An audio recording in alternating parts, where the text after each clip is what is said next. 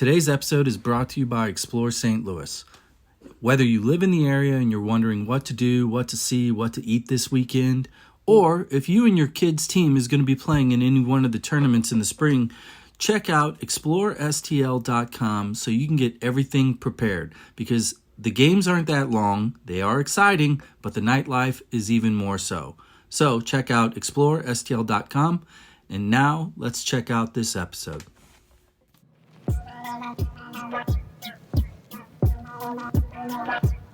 It's that time. Tis time. New episode. I don't really want to say this out loud, but I'm going to. No filter today? This, Imagine when we that. do them here, this is my most enjoyable, comfortable place. It's intimate, it's private. There's not a loud bullshit behind us, and it's the best beer in St. Louis.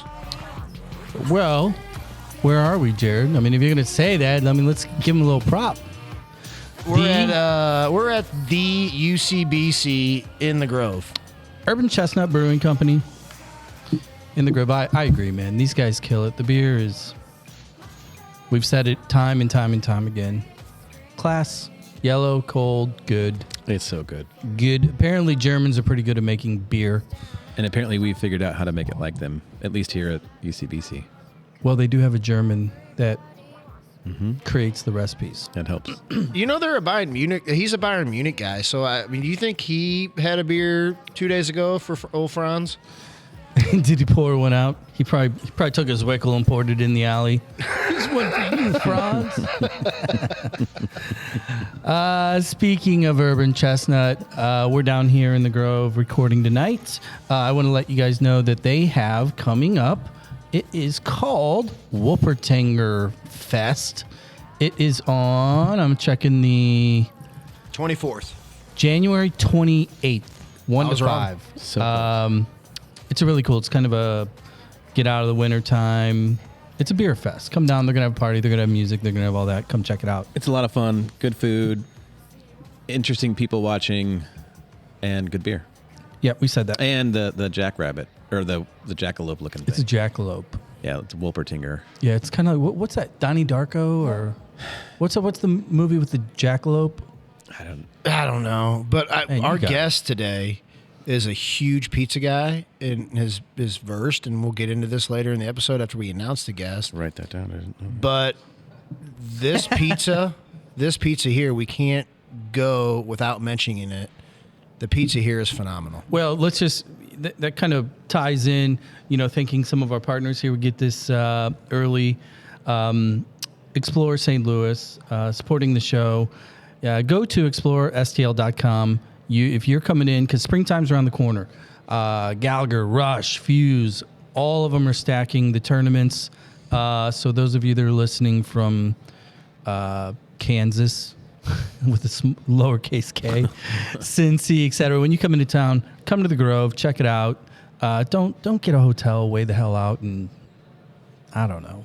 Wait, what is it? Past Union or whatever? God's country. Yeah. That's one way of putting it. Stay down here. Come check out Urban Chestnut or anything in the Grove, anywhere in the area. So thank you, Explorer, for the support.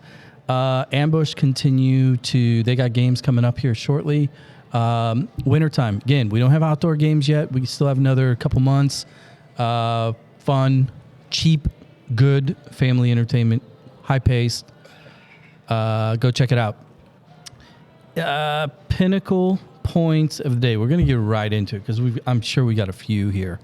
ThePinnacleLoans.com, Chris, Bill, and crew over there. Thank you for the support. We love this part of the show because we get to talk about anything.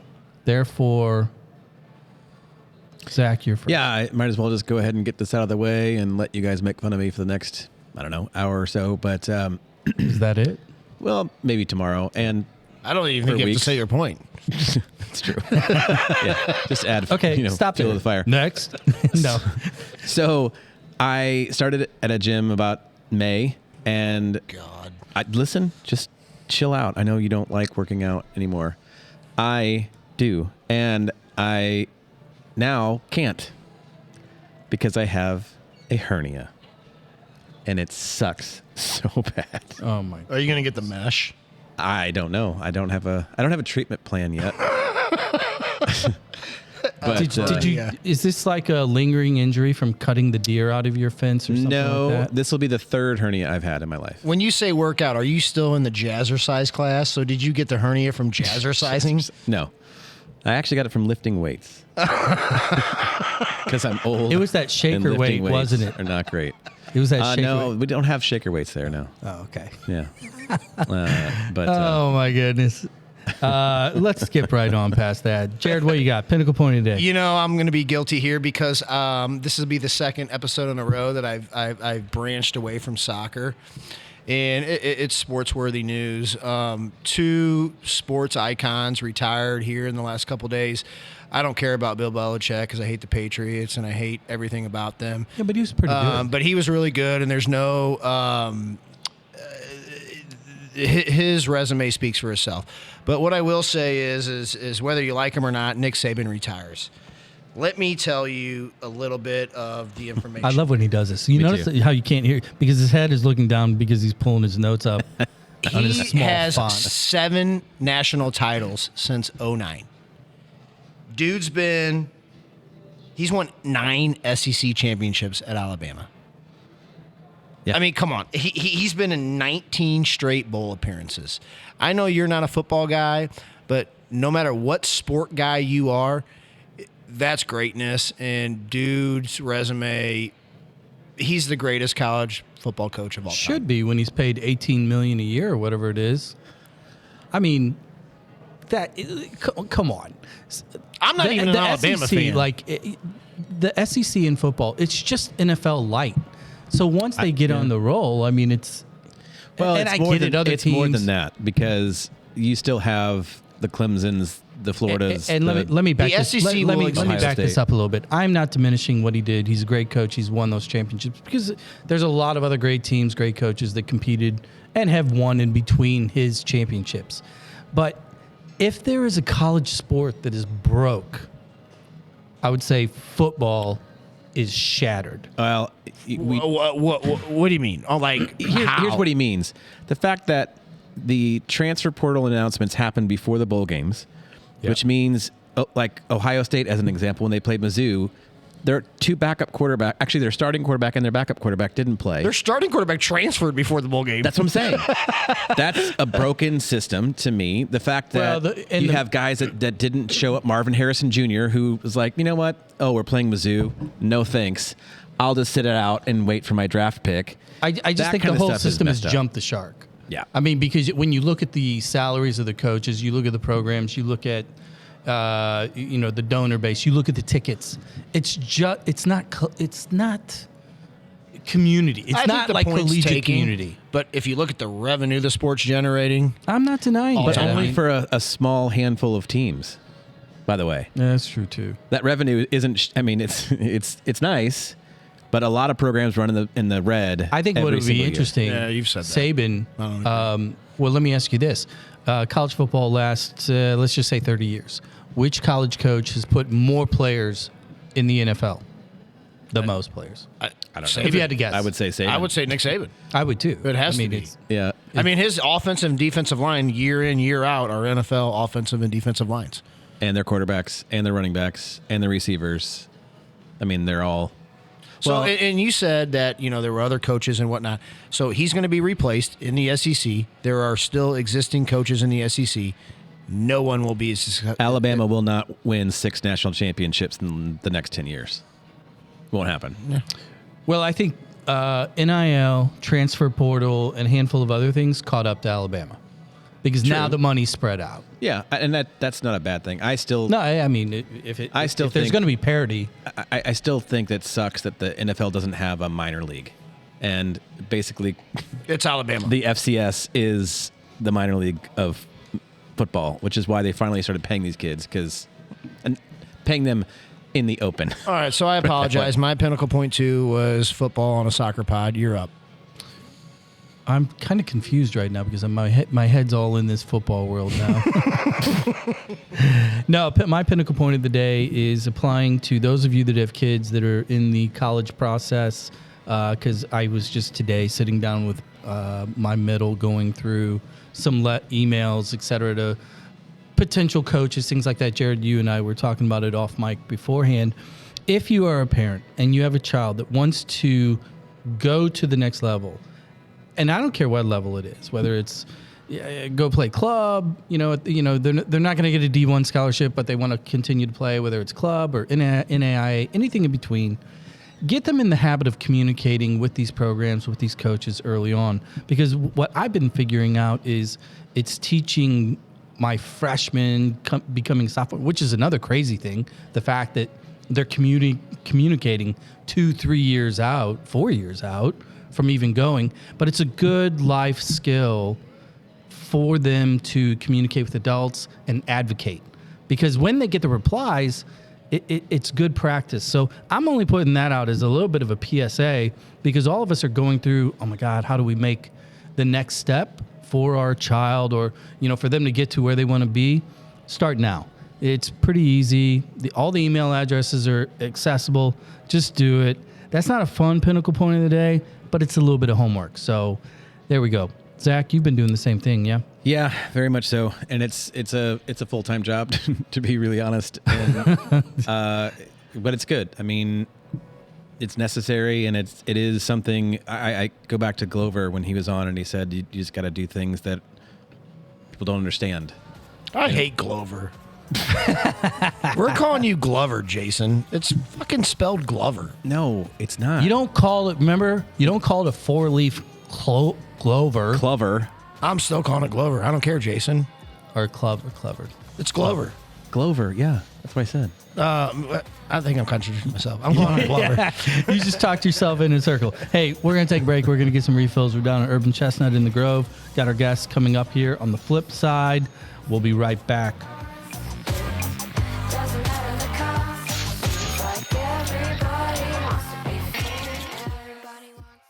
Hey everyone, buying a home, it's kind of a big deal. Never has there been more competition to buy, so few homes to choose from, all made worse by an uncertain interest rate landscape. Now that you're short a bedroom for the third kid, you're in the wrong school district, and a walkable corner pub isn't nearly close enough, it's time to reach out to the Pinnacle Loan Team for help. They work with a network of agents that have their feet on the ground across the whole region and have a number of loan products that are cost-effective with a process that is simple. Basically, they've got you covered from start to finish. So when it's time to buy, visit thepinnacleloans.com. That's thepinnacleloans.com. Simply the best in home loans.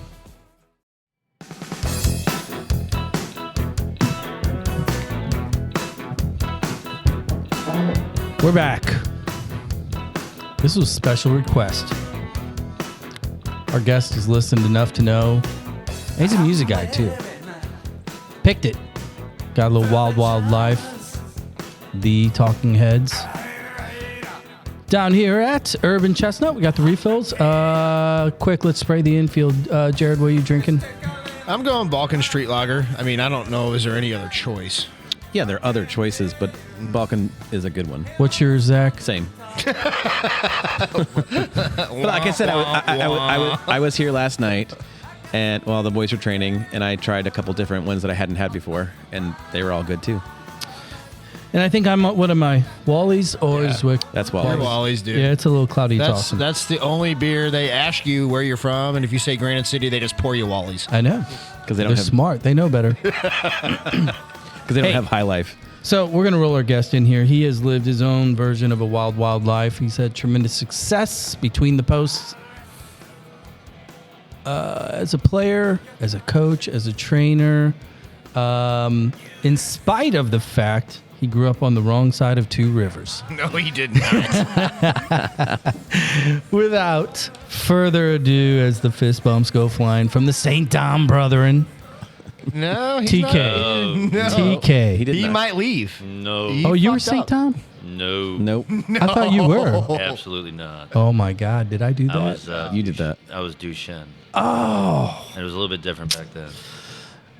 I firmly apologize. No, I'm not offended. The first part of that 2-syllable word speaks for itself. Oh boy. It was actually, their field was my favorite to play at. So Yeah, it wasn't yeah? the best field, but the venue, like the hill and all that, and the train that all of a sudden came across, and it was cool. It was a cool little field.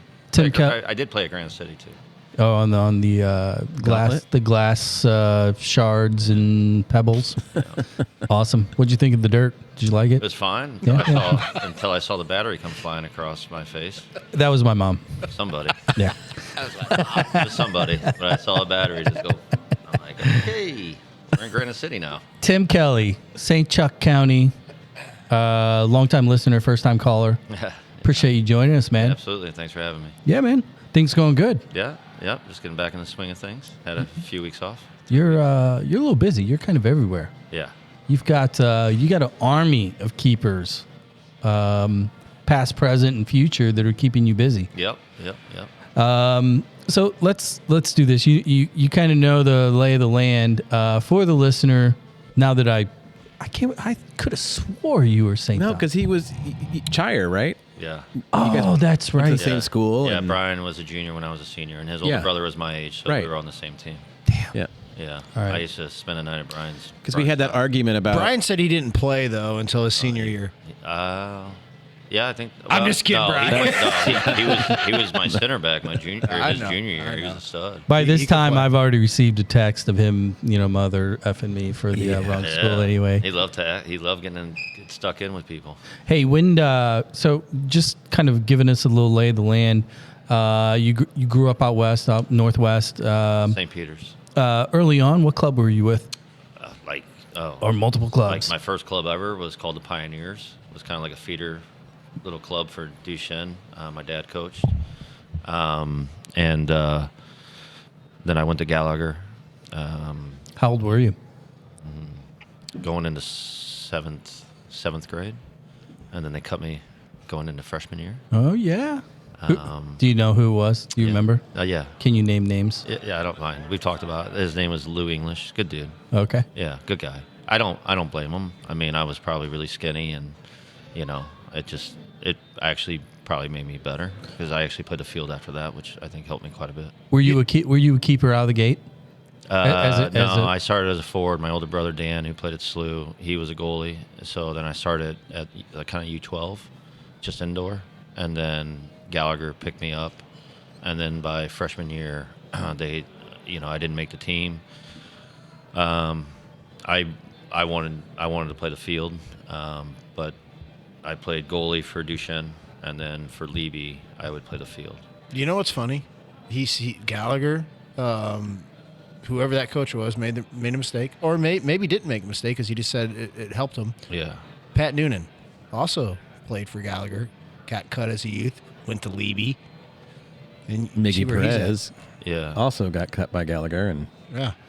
And then it's amazing. Yeah, then I got picked up when I was a senior. After my senior year, we played at Aquinas Mercy, and I played really well. And then they asked me to come back. I almost said no. Thank God I didn't. But Well, those Gallagher teams, your senior year and on, I mean, that's a dynasty. I mean, yeah, you guys my won team was very good. everything. I mean, and it's the who's who that played, in that era on those teams, man. I mean, those teams were hammers.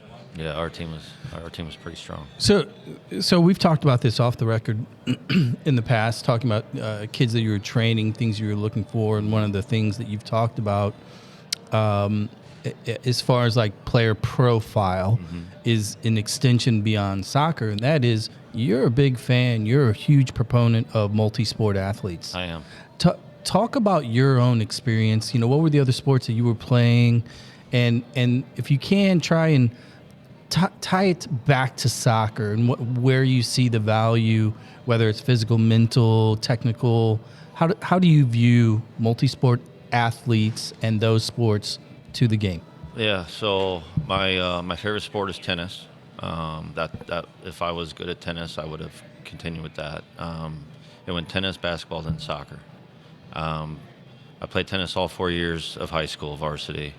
And then basketball, I quit by going in my junior year, but still played it at pickup games, at courts, just street ball. Yeah. I still loved it.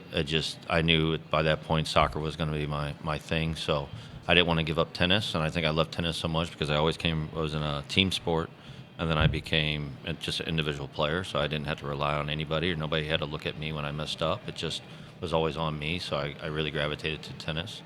But to kind of wrap that all together, I just feel like it just creates a overall competitive athlete. I mean, it's not necessarily the answer, but I can give you a quick story about a great example of like Patrick Schulte, who was a big basketball player, and there's another player named Louis Saw. I mean, there's a lot of players that played other sports, and I would always go to their games. Main thing was so they saw me support them. But also, I want to know how good they were. So I knew what kind of conversation I was going to have with them. But I do remember going to watch Patrick play a game, and he was on a very good Howell team. And, the academy experience is good, but you don't always get, the crowd. So you got to find motivation in other ways. But when I went to that basketball game, there was like 3,000 people there, and he had to hit, he got fouled, and he had 2 free throws with like 3 seconds left. And I remember going back to Gallagher, I said, this is a perfect example why, that we need to let him play, and that's strictly because we're not going to put him in a position that he has to hit this clutch moment and feel that pressure that you saw him do it. But yeah, and so like, I think it comes in different ways, but I just think you're having different movements. Obviously, for me, like goalkeeping-wise, basketball and volleyball are the easiest sports to kind of go into. But I'm sure you guys know we have a baseball player in City, and he's successful. And why would we tell him not to go chase his dream? And if his dream right now is baseball and soccer, until he can figure out what he's going to gravitate to or what's going to afford him the best opportunities past, then we got to let him do that. I'm still hanging on. Did Patrick make those 2 free throws? Yeah, he did. Okay. Yeah, and he did, and the pressure of that was just significant for him. Oh, I'm sure. And the sports that you referenced specifically for the goalkeeping position, Patrick, basketball, you playing tennis, our sport, and we'll get into the X's and O's of the position. Tennis, basketball, how advantageous is it for that high school age or middle school kid that are playing those sports, because those sports rely a lot on your feet and footwork specifically, getting to balls in tennis, getting to the baseline, getting to the net, or retreating, basketball, we don't need to go, X's and O's and basketballs.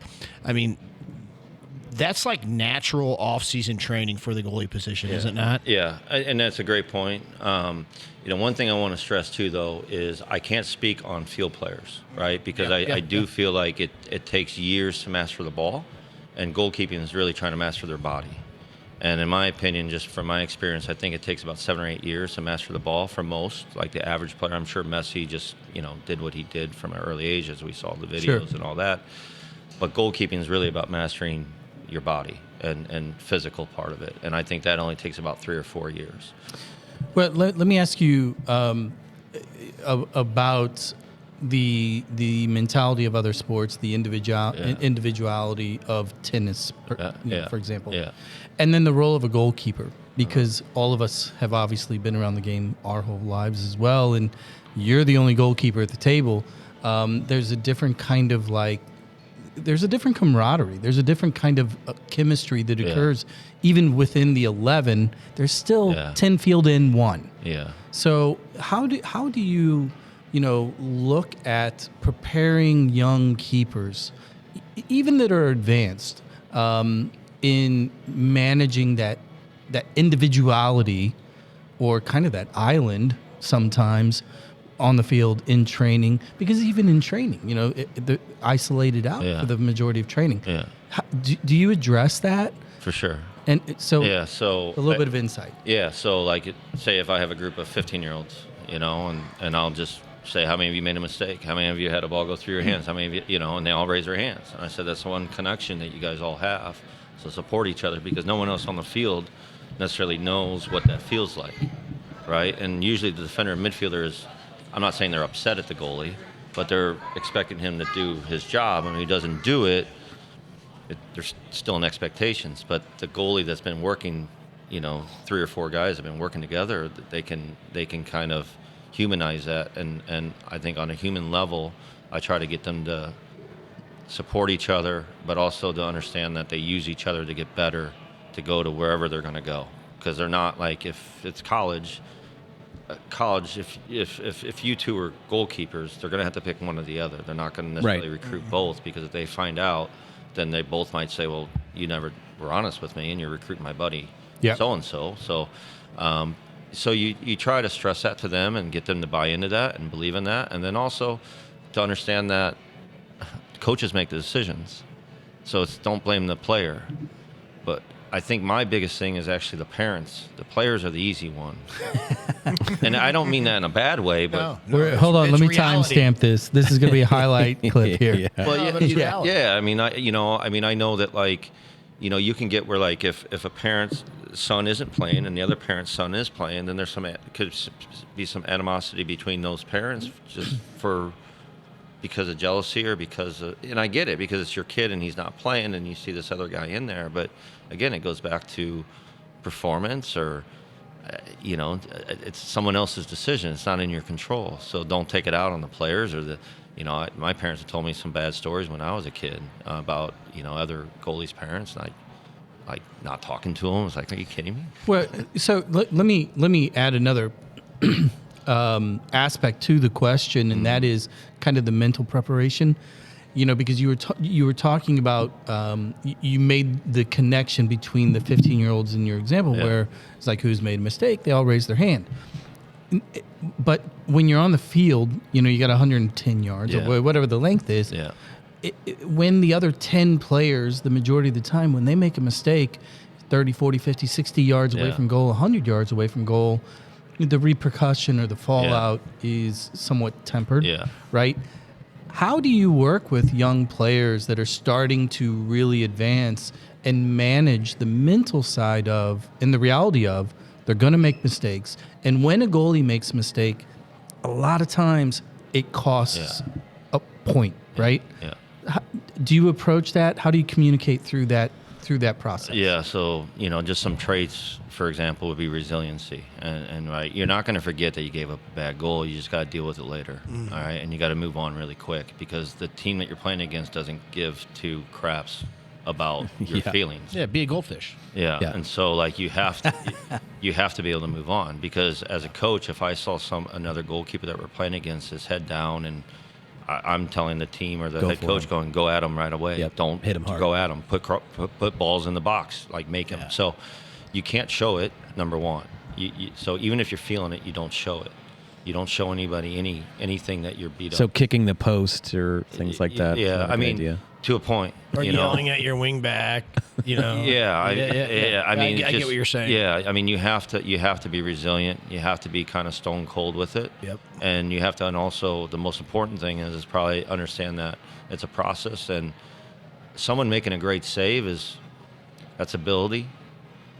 You're going to learn from your mistakes more than that save that you made in the corner, because that's just ability. But if you're making a mistake because you're having to make a decision, whether to go forward, to go backwards, go left or right, that's a decision. If someone took a shot on me from 25 yards up in the upper 90, the only decision I have is go. Yeah, I think the goalies that understand that you're only as good as your next play or your next game are really the guys that are on the forefront. Being around the same age group as you, Tim, and growing up in this same area, excuse me, and being around the clubs that you've been affiliated with and organizations, admiring from afar. The last 25 years you've been doing this, you and your goalkeepers and the onus you put on their feet and how you integrated them with training, to me is the most exciting, cutting edge. It's almost like you had a crystal ball or you had somebody tell you, because 25 years ago, goalies were sitting on the side for 45 minutes or an hour and saying, like, come over here when we scrimmage. You were playing with them. You were having a kid come a year older, a year younger. You were creating that group that your goalies are so close, and you were developing that feet game, and that's an attribute to you. Can you talk about when you realized how important that was and what our game was going to do moving forward? Yeah, it was the first year I started coaching. I think my junior year is when they got rid of the rule where you couldn't pick it up anymore. Back pass. Yeah, and so when I went pro at age 20, my feet they actually weren't as bad as I thought they were because I did play the field. Right. But they weren't anywhere close to, what they should have been. And it goes back to what I was saying earlier is like, I feel like my job as a developer was always to make sure that the next guy, whoever they go to, has less to do. Mm-hmm. And the one thing to get really good at is their feet. So I attacked that right away. Yeah. And so usually from ages 12 to 13 all the way up to 16, 17, 50% of their sessions are with their feet. And that could be just pinging a ball. I mean, it's not like I do fields like what field players would do. Like if I have 5 guys, I'm going to set up a passing setup that field players would do. But then some are more functional to the position. So I want to come back to a point you made earlier, which when you said from a guy or a girl developing foot skills, 7 to 8 years is kind of the mean that you have to have, and a goalie maybe 3 to 4 because it's more about their body and their control. And I think of a past guest that we had on here, Connor Sparrow. I think about Matt Turner. I think about Shep Messing. Even Delabar, all these guys that some of them never even played the game really Gettemeyer. at a high level. Gettemeyer, and they somehow figured out how to play, in my opinion, the toughest position on the field. There is an element that was a thread that I've kind of pulled out from each one of them, which is a little crazy. And Why are They are a little crazy. they, not you, not you, TK, at cool. all. I can be a bit crazy. Yeah, I've heard. But what do you think that and it's not an ingredient, it's multiple. But what gives somebody the ability to go out into the game that's one of the most challenging on the planet and play the most difficult position without all that background for a Turner Sparrow had the background, but Turner or Bessing or Gettemeyer, those kind of guys. With their feet? Yes. Yes. It's difficult, and you stick out. And a large part, my beginning stages of coaching, I sometimes, and this would be an example of like, I knew they needed to have good feet. I think Gallagher, the first 10 years that I was there, I think we were ahead of the game, and most Gallagher goalies were known to have really good feet and really good at cross-taking. Those were 2 things that I knew that they had to be good at. But I also can tell now where they're at in the game currently. Yeah, those kids. But I also knew that there is going to be a coach at some point is going to make a decision on if someone's feet are good or not. Yep.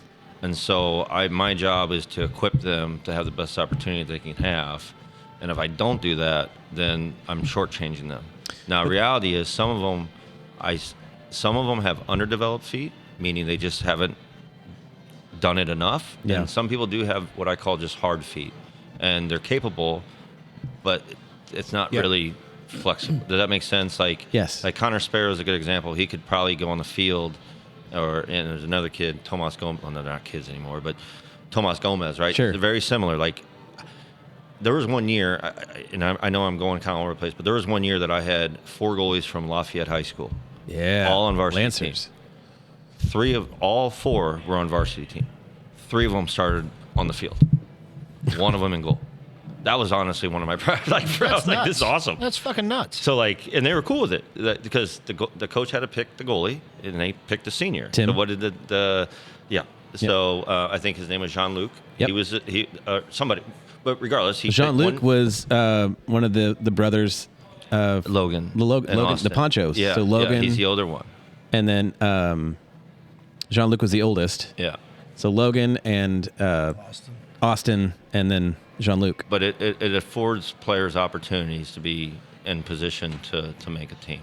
So talk about for a lot of the goalkeeping parents out there, and really for anybody, talk about the difference between a technical goalie versus a shot stopper versus a big gamer, because goalies do tend to have, as much as it's the same position on the field, there are significantly different style of goalkeepers as opposed to, a 9 or a 6 or a 10, which are really different style of players. Yeah. Talk about those differences amongst goalies and what you look for across those descriptions.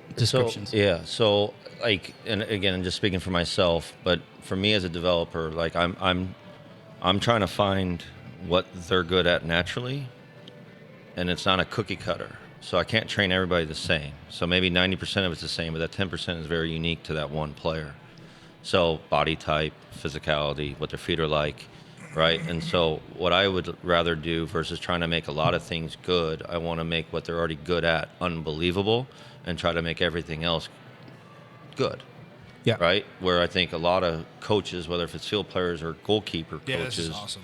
they look at like, let's make them as good as we can in every aspect. But if they're really good at something, like Let's really make celebrate. them unbelievable at something, right? And so I think that model's worked. Yeah, so I look for that. So, and I would say it probably took me 6 or 7 years into my coaching career to realize that like I can't train everybody the same way because they all don't have the same abilities.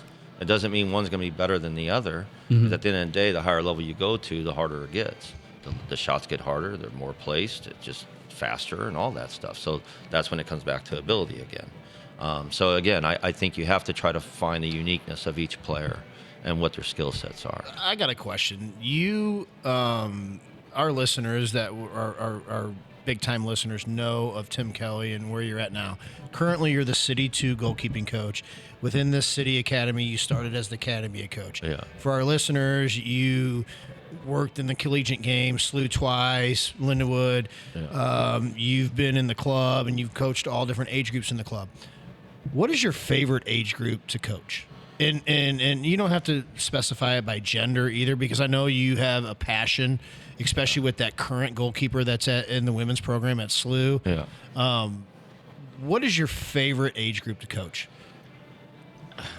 Not to stay neutral, I'm a developer, so any ages from 13 to 18 years old. Okay. So like at City 2, like I am the City 2 goalie coach, but I also have a big imprint on how they're developing the academy goalkeepers. We have 2 really great coaches for them, Michael and Mark, that do a fantastic job, but they're both new at coaching. They're not new to the game. They're just new in that role. Michael came as a head coach from a college. Mark got done playing. I do think that, like, for me as a developer, there is no age. It's just when I get them. Okay. Does that make sense? Oh, Like, absolutely. I would rather, for example, the kid that we moved up to that got a first-team contract named Christian. Yep. That's exciting because no one thought that was going to happen within a year. But he had ability, and then there was just some fine-tuning that we had to do. So what I did with Christian is no different than necessarily what I did with a 14 or 15-year-old. Sure. Right? It's just a different stage that they're at. Okay. Now, if I was selfishly, the difference between me being at City and, say, when I was at Gallagher is I could take these kids from ages all the way from 12 to 18. And stay so with I'm them. staying with them. Yeah. We're here, it's a little bit different. There's and a it's hard smaller for me. window. Yeah, like it was a hard transition for me, to be honest. And Okay. they know that because I was so used to kind of doing everything to now I just got to let and trust other people to do it. And I do trust them, obviously. You know what I Absolutely. mean? But Yeah. but it was hard. That was the most difficult change because I don't have that imprint from all the way from the younger ages. Yeah. I want to go in a little bit of a different direction, maybe right before the break, and we can either tee it up and move into that. But I had a discussion with these 2 folks recently off the air about social media and the impact on these younger players. Yeah. And you've got, accounts out there on Twitter, Instagram that are writing up briefs and critiques on 14, 15, 16-year-old kids. Yeah, it's ridiculous. You've answered my question, but I would like to dig into that a little bit more. So why is Why don't you frame the question first? Sorry, I jumped the gun, but I just gave my opinion. He read your mind. He did, and maybe my tone. But I guess to frame it is just how do you feel about that side of the game? Because it is, and there's nothing you can do about it. Yeah. But how do you deal with kids?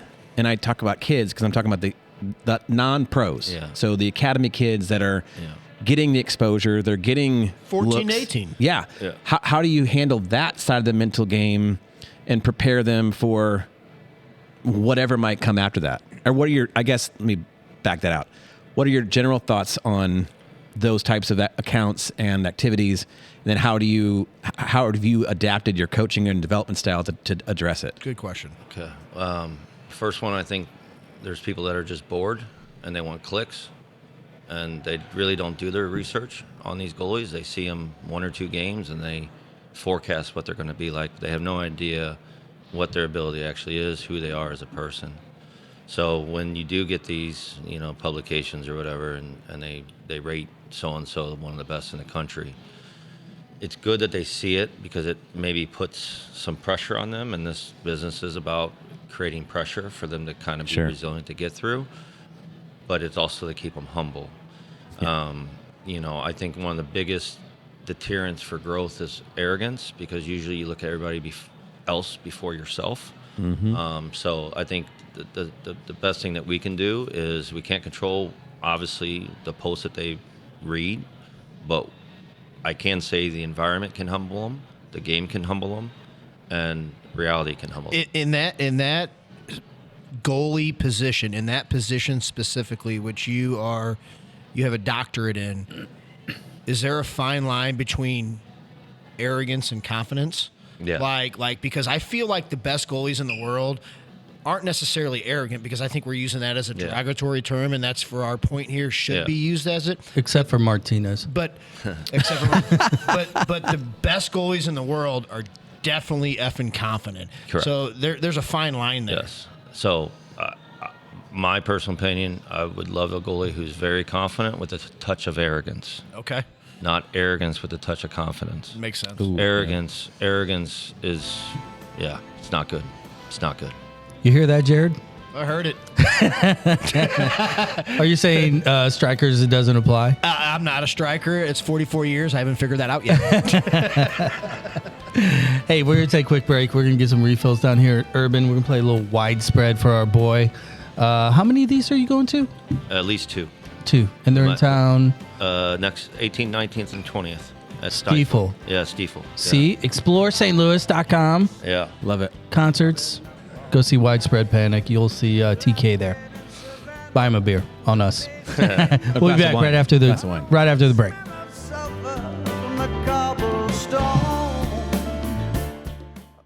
I'm Max, and I'm 9 years old. When I'm not playing soccer, jumping on a trampoline, or playing Xbox, with permission of course, I listen to the Baked In podcast with Josh Allen. Josh talks to some of the most incredible business leaders in St. Louis. From Maxine Clark of Build-A-Bear to Gerard Kraft, the chief flavor officer for my favorite team, St. Louis City SC. There's something for everyone. If you are interested in the secret sauce of success, check out the Baked In podcast. Now, back to those old guys. Or maybe you do know. That's why you do it.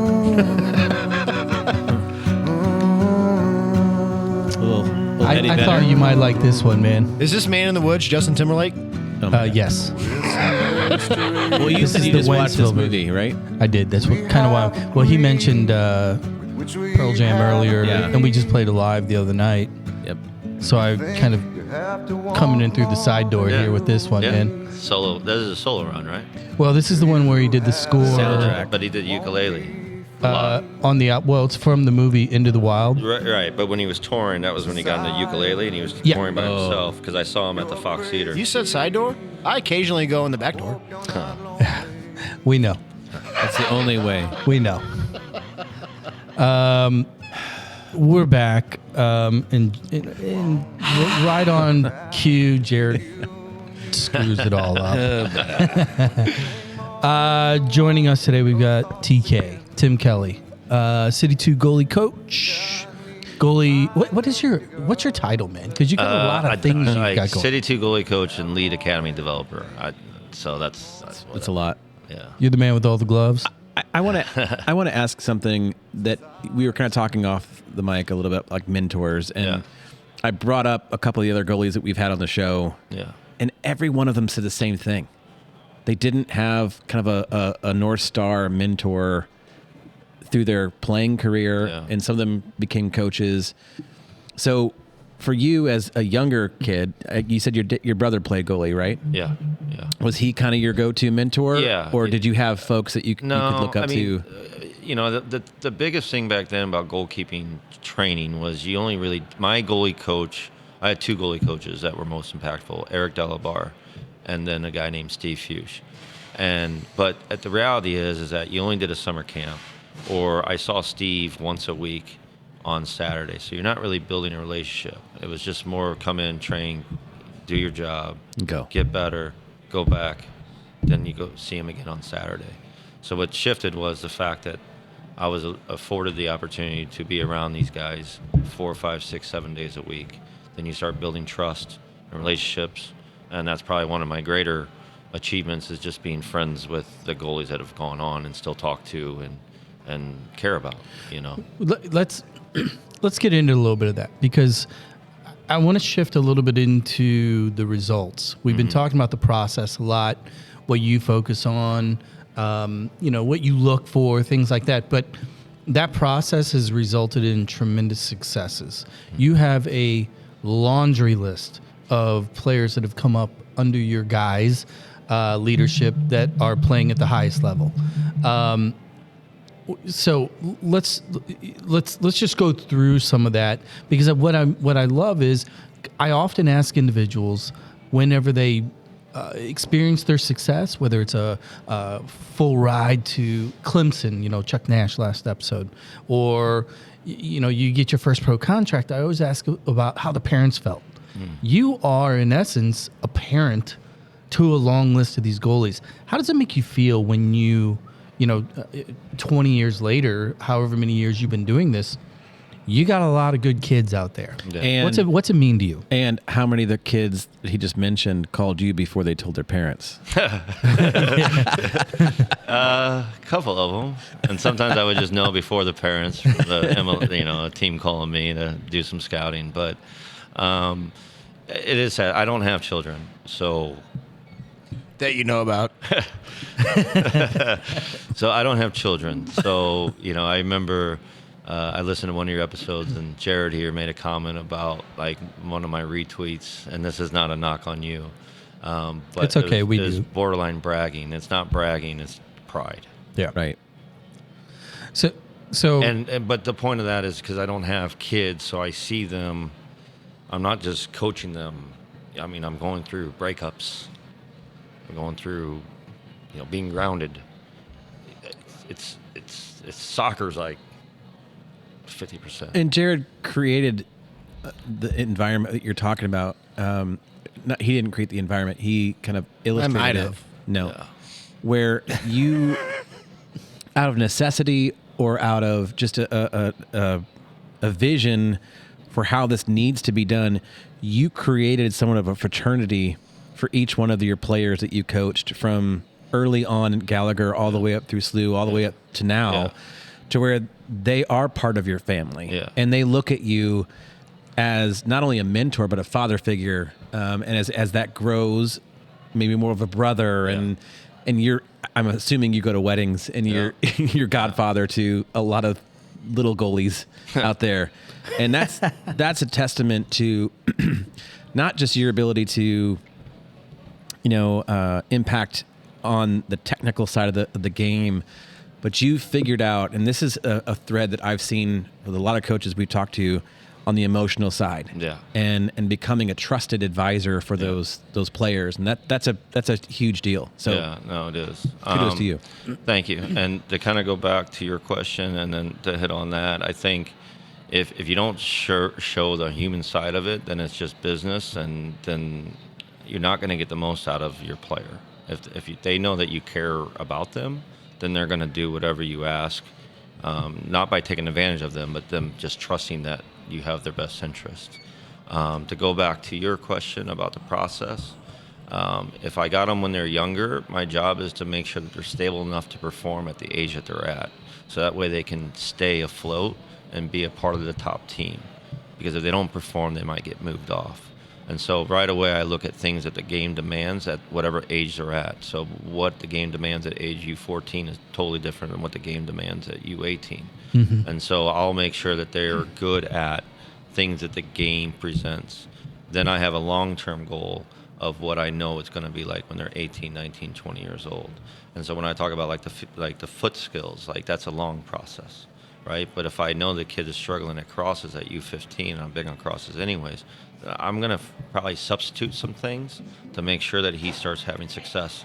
Because if I can't get the kid confident in that area, then he's not going to become confident in other areas. Right. Right. And I was probably a great example of like, up to my senior year, I was not good at crosses, and then that became my most dominant part of my game. But that also made the rest of my game that much better, because the biggest insecurity I had was crosses. So someone's biggest insecurity is their feet, and we got to we got to help that kid and get his feet better, because he's going to be insecure every time he walks on the field. Let me ask you. Let me ask you, and I know the answer, and I know it's probably impossible to actually answer it directly, but how do you balance and how do you appreciate or how do you enjoy the difference between watching these individuals grow up in that human side where you do know the girlfriend who's then the fiance, and you've gone through cycles where you've been at their weddings, you know their kids now, and then on the there's you watching them grow as humans, but then on the game side, on the field, when you have players like Connor, Louis Softner, these names that have gone to the next level, and then now most recently, you've got Patrick Schulte, who has been with you for a long, long time, who just got the call to the most prideful stage there is. Yeah. What's the difference for you, TK, between seeing them become great humans and then get a call to the national team? That's a great question. Number one, it does go back to, I do believe the better human you are, the better player you're going to become, because it goes back to not being as arrogant and just being a good human being. When they do get these opportunities, obviously I'm very a lot of pride. But I also know that that's just a stepping stone to something else, and there's going to be more, and there's going to be more out there, and there's going to be more adversity. It doesn't stop. And so, like, Patrick's a good example. Like, it's great that he has this opportunity, but what is he going to do with that opportunity? What is this upcoming season going to be like, right? And so all I can do is, it's difficult because when they do move on to college or pro, they do touch base with me, but I have to do a good job of not hovering over them and allowing the goalie coach that they have to do his job and not be in his way. That's a good point.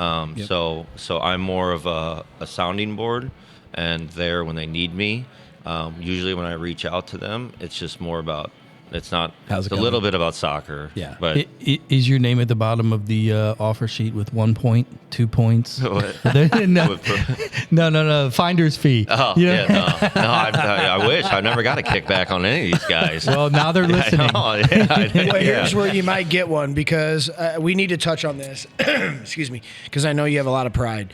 We've talked about all the guys. We've talked about your timeline, and we'll have a little bit more fun here in a minute. But we had the privilege to have Katie Shields on, the soccer mom, and there's a young lady there that is bursting at the seams. That Emily goalie.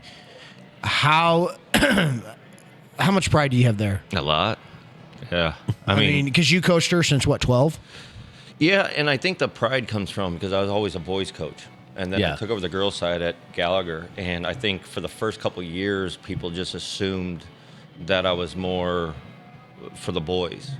So I took just immense pride to make sure the girls got everything the boys got, but also change the culture there and the expectations there, and actually start picking kids that have the true ability to play the position. So with Emily, I mean, she was probably the first female goalkeeper. She is the first female goalkeeper that I coached from ages 12 to 18. Wow. And so it's pride in the sense of, like, because it's a female, and, like, I'm attached to a lot of boys, right? Yeah. Well, that was weird, but no. But you know what I mean? I'm like, not editing I was that. tagged to be a boys goalkeeper director, right? Yeah, we and get it. So with Emily, I mean, she was always good, and it goes back to, like, what's the part of the process? I watch a kid, and, like, say if you were a field player, Jared, right, and You probably would have been a pretty good goalie, to be honest. Don't get a big head on that. But you're phenomenal. athletic and you had Too height. late. But my Damn, point TK, come on. is ability isn't taught. And so if a kid can figure out age 13 how to make that unbelievable save, that's not taught. I can teach them in a lot of different areas, but I can't teach them to have that explosiveness necessarily. I can't teach them those natural things. So I've got kind of a sidebar question regarding your own metrics as far as success, ego to a degree by producing or when you produce a player that clips at, a power conference D1 ride going on to pro and beyond. A January national team camp. Yeah. So through your history at a club that was pumping out so many field players that were checking those boxes, that were going to IU, ACC, SLU, winning national champion, pro, national team, Europe, etc. Yeah. Running and living in that isolated world of goalies and staff. Did that drive you too? Was it? Oh yeah. Oh yeah. So what was it? What was that like? Because you saw all great players all the time. So how did that affect your motivation or drive on the goalie side? Yeah. So I never coached a kid. I never had the mentality that I was going to make a college goalkeeper. I always had the mentality I was going to make a professional.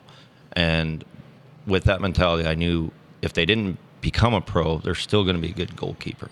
If a goalie coach's goal is to make him a good college goalie, that's good. But then you're not really maximizing their potential. You're just tapping them out, in my opinion. So you're setting them up for success later, and then ability is going to, and luck and timing is going to take care of the rest. Need, luck, wherever. Yeah, But again, it goes back to if Jared jumped in, if a coach asks a kid to play goalie, no one's going to raise their hand. But if Jimmy is shooting on Jared, and Jared doesn't want Jimmy to score, so there's kids that I found at specifically Gallagher by just walking down the field and seeing kids get the shots pregame, Court and eight messing gauge. around. like a kid named Eric Walker who was with City 2 last year. I saw him just taking shots before practice, and I was like, who the heck is this kid? Yeah. And he didn't know what he was doing. He was landing on his stomach and all this crazy, non-technical thing. He wasn't rolling out of the dive. No. But he wasn't letting the ball go in Weird the He net. wasn't goalie letting the stuff. ball go in the net. Yeah, right. Right? And so I think a lot of coaches think that you have to be a good coach to obviously get the most out of somebody. There's no doubt about that. But at the end of the day, if you don't have a player that has ability, then, Right. All right, here's the deal. We've talked enough about the weirdo goalie shit. I got the hot dog. Here's where we're going with this.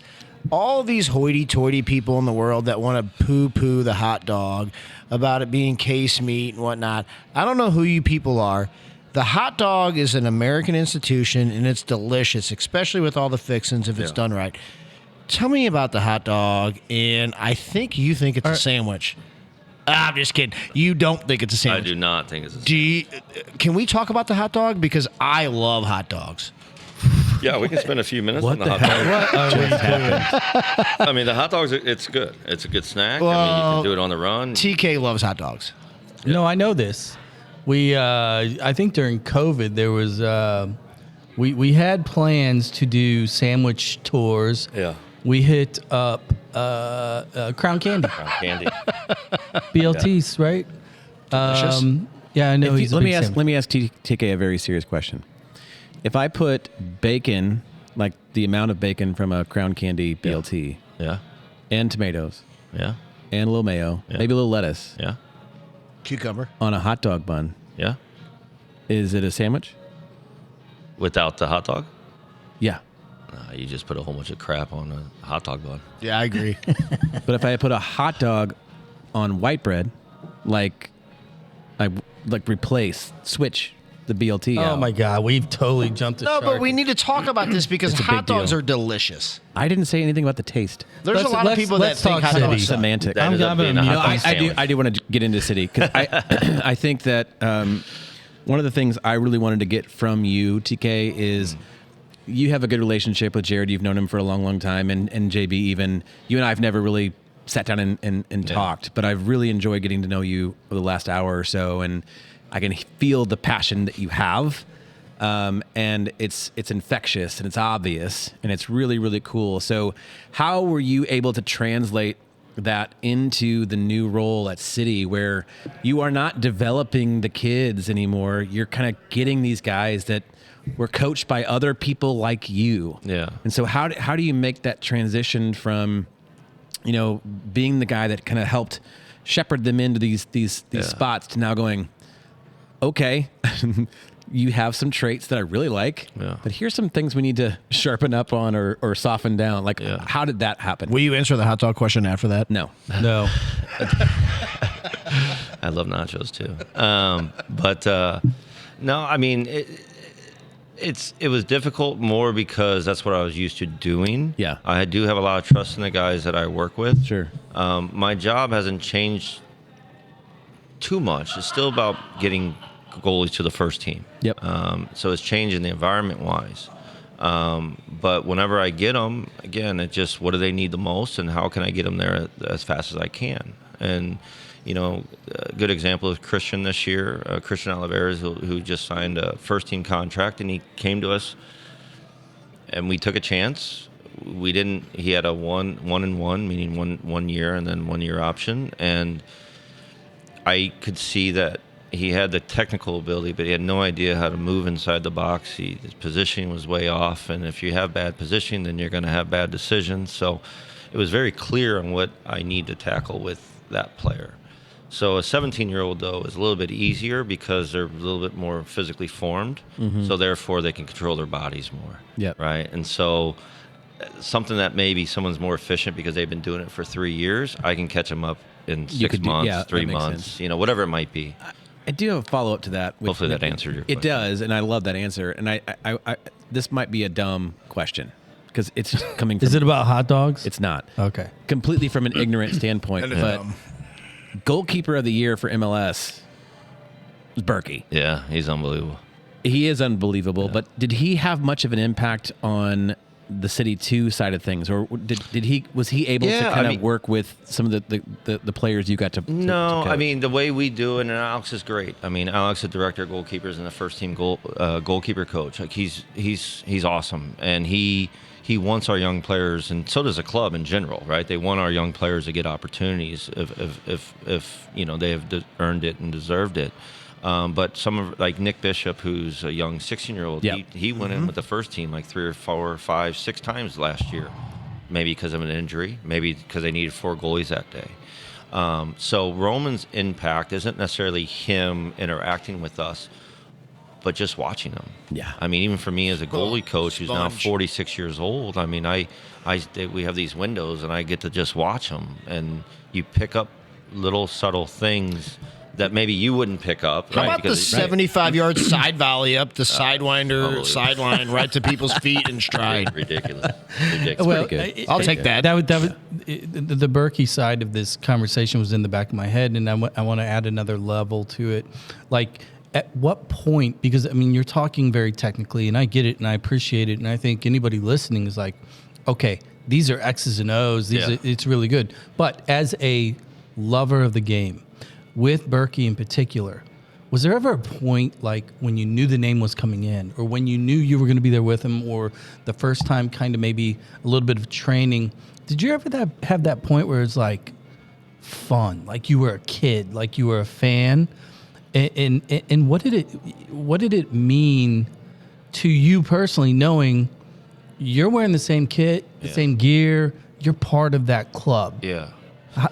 How did that feel? That was unbelievable. I mean, one, it's to be a part of this is an honor, but it does add pressure because it is my hometown. So you have to produce, and you have to produce goalies because that's my job.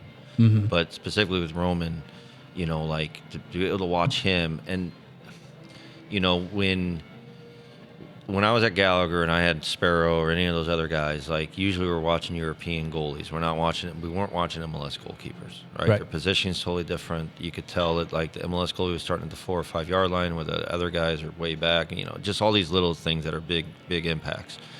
With Roman, though, we have one of at one point one of the top European goalkeepers, and in my opinion, probably could still go play in the league, Right. Based on what we saw last year, right? Yeah. But now we can use him as an example, and that's somebody who is one field over. Yeah, he's in the training. next room over. Yeah, it's not taking it off So of YouTube crazy. or Twitter, So that is like he's right there, So that's the benefit, right? And so Roman's obviously I've interacted with many times. He's a great human being. He's also a savvy pro, and he's here to do a job, and he does his job, and he comes in, he takes care of himself. That guy is in the weight room constantly. He's always taking care of himself. He's an adamant pro, but he's also reserved. He's very quiet. But then when he talks, he's loud. Like when you see him in a game, like he gets at people, right? He's very reserved. Why does he like that football team from North Carolina? He likes Carolina because he met a friend of his, and I don't know the name, but there's a reason he became friends with one of the old Carolina Panthers. Okay, makes sense. And then that's his connection. Yeah. At least it's not the Rams. No, he's a huge Carolina. Yeah. You would have had words with him. Yeah. No. We got to fix Yeah, that. we're changing. We're changing that. But no, it's a great benefit for our goalkeepers to have that as an example on a weekly, daily basis. So let's zoom out then. Yeah. Like we'll go back. Year one, roll into the league. A lot of names, from Klaus to Leuven, et cetera. I mean, for the most part, and a lot of us are soccer fans. They were totally new to us. Yeah.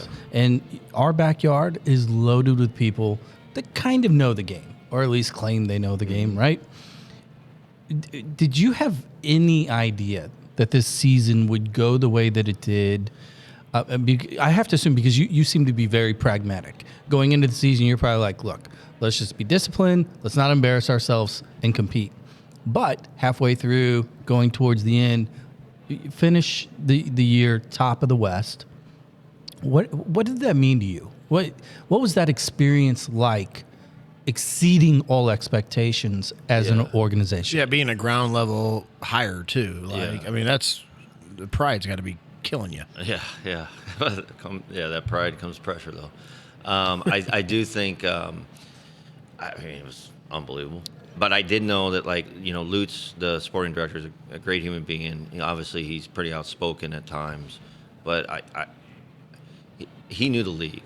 He studied the league for a solid year, just that whole season before. And I trusted him. I remember him when we had a meeting, and he just said, our goal is to make the playoffs, and that was the goal.